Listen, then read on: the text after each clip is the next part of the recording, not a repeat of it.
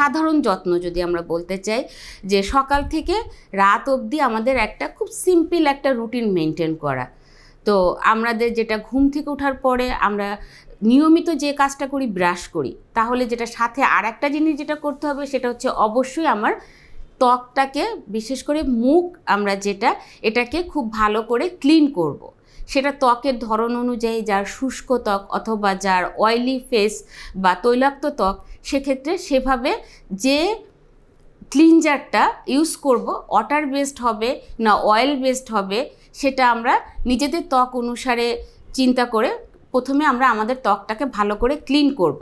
যদি আমাদের ত্বক শুষ্ক হয় তাহলে সেক্ষেত্রে অবশ্যই আমরা ক্রিমি কোনো ময়েশ্চারাইজার ব্যবহার করব।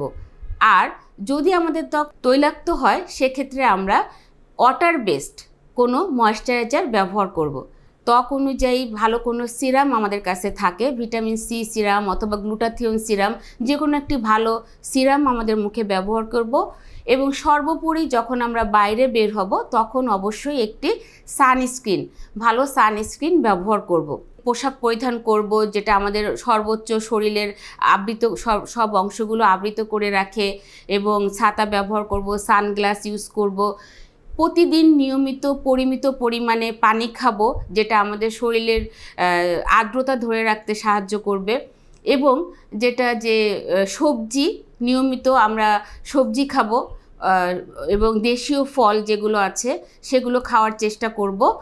এছাড়া যেটা আমরা বাসায় ফেরার পরে সারাদিনের কাজের শেষে খুব ভালোভাবে আমাদের ত্বকটা আবার ক্লিন করতে হবে, এবং পুনরায় ক্লিন করার পরে আবার যে ময়েশ্চারাইজারটা আমার জন্য, সেটা অবশ্যই আমি আবার ভালোভাবে ব্যবহার করব, এবং এভাবে সারাদিনের একটা রুটিন মেনে চলব।